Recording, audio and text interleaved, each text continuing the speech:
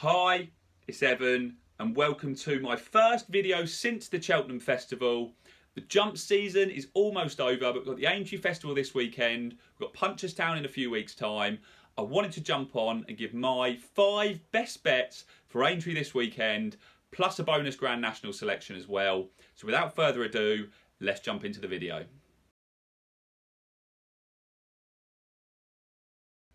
Now I'm going to run through these 5 selections in chronological order.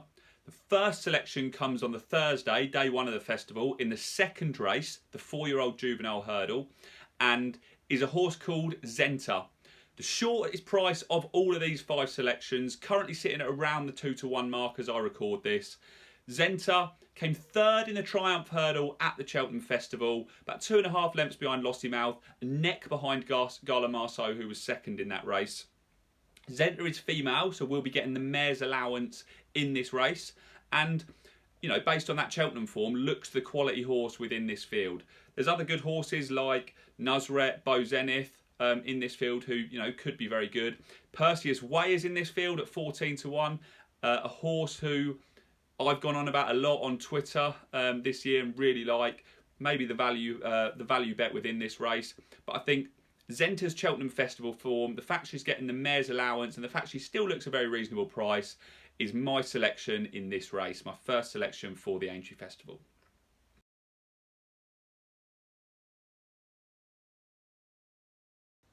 Now the second horse I like for the Grand National Festival at Aintree comes in the 3rd race on the Thursday, the Aintree Bowl, and that horse is Brave Man's Game, currently priced around the 3-to-1 mark for this race. Now, Brave Man's Game has looked quality this season. Won the King George on Boxing Day, came 2nd behind Galopin Des Champs in the Gold Cup. Really impressive. Obviously drops down slightly to 3 miles 2 for this race.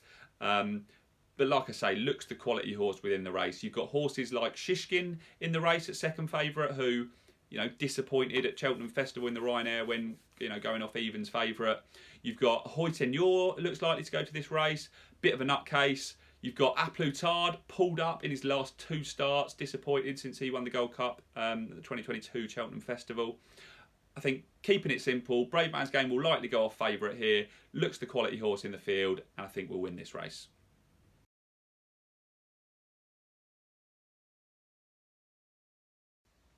The next horse I like for this weekend comes on Friday, the 3rd race on Friday, the Top Novices Hurdle. And the horse I like is a Gordon Elliott horse called Founder 50, currently priced at 5-to-1 for this race. Now, keeping it simple, looking at the other runners in the race, you've got Lucia, you've got You Wear It Well, 2 horses who ran in the Mares Novices Hurdle at the Cheltenham Festival. Obviously, You Wear It Well winning that race. I'm not saying the form of that race was terrible, but when you look at the other runners who finished up in the field in that Mares Novices Hurdle who ran last weekend at Fairy House, maybe the form of that race wasn't too strong, and that's why I'm looking elsewhere in this race. I think in the pocket, you know, could have a good shot at this race. Obviously ran well in the Supreme, again over 2 miles. But I like Founder 50. I like the form coming 2nd just behind Corbett's Cross earlier this season. Obviously Corbett's Cross was then upped in distance and entered in the Albert Bartlett Novices Hurdle at the Cheltenham Festival. Was running really well in that race, looked like the likely winner of that race until he ran out and, you know, missed the hurdle at the end. But I like the Founder 50 form behind Corbett's Cross. So keeping it simple, I think at 5-to-1, great price for this race and has a great shot of winning it.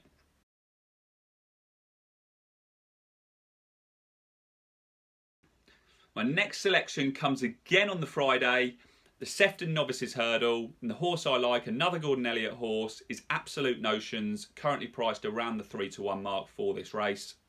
Now, if we look at the rest of the field, the market's currently headed by Hermes Allen, who I don't actually think will go to this race. I can see Absolute Notions going off favourite, even though he's currently priced around the 3-to-1, 7-to-2 mark. I've liked Absolute Notions all season. I think the run behind Good Land earlier in the season was very good. Came 2nd behind Good Land over 2 miles 6. Good Land made a good account of himself in the Ballymore at the festival. I think that's good form. There's other horses in this race that look like they will go here, like Stay Away Faye, for example, who won the Albert Bartlett at the festival. Irocco won the Martin Pipe at the festival. They've got good shots, obviously, but I slightly prefer Absolute Notions. I think he's got more to give this season. Like I say, I really like that form line behind Good Land, and here's my selection for this race.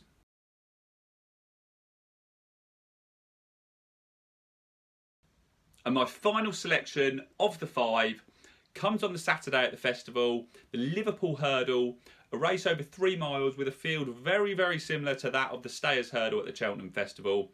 Be interesting to see if the winner side of Burley goes here. My selection, probably going to be no surprise, a horse I haven't been able to get away from all season, a horse who was very unfortunate in that Stayers Hurdle at Cheltenham. It's Home by the Lee, currently priced at 8-1 for this race. I think Home by the Lee was very unfortunate in that Stayers Hurdle, in that he hit a hurdle very hard, lost all momentum, lost about 5 or 6 lengths in that race. Obviously, that was a setback in the race that he couldn't recover from, but ended up running really well at the end of that race to finish within about 4 lengths of the winner, Cider Burley. I think if that mistake didn't happen, it would have been very interesting to see where he finished that race.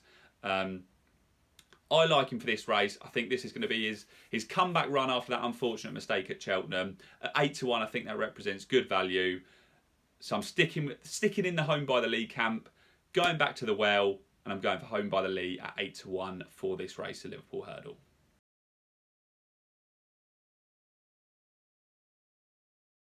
And look, as it is the Grand National Festival, I'll tell you my bet in the Grand National.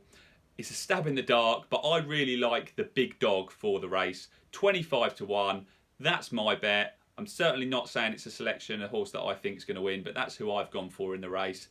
I really like the big dog season. Won the Troy Town back in November off a big weight. Then came third in the Welsh Grand National, again off top weight. A really nice run in that. Fell in that Irish Gold Cup, the race that Galopin Des Champs won. Was travelling really well when he fell. Look, he's going to be off a big weight in this race because he's rated 160. I think he's off about 11.5 for the race. But look, he's done it this season before. He's won those big races off top weights. So 25-1, why not? I've also had a stab on Mr. Coffee because I'd love to see Nicky Henderson win. I think I've got Mr. Coffee at 50-1. But probably a race that's, have a punt to enjoy yourself, but probably a race that's worth sitting back and enjoying, let's say.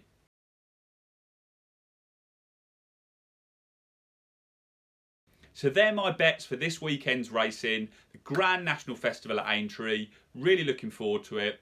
We've got ZENTA at 2-1. Brave Man's Game at 3-1. Founder 50 at 5-1. Absolute Notions again at 3-1. And Home by the Lee at 8-1. Let's hope out of those 5, we've got a few winners.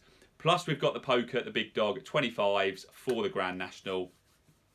Good luck to everyone who's having a bet on the festival this weekend. Enjoy the racing. We'll be back soon for another video, maybe looking at the Punchestown Festival in a few weeks. But good luck, and I'll see you soon.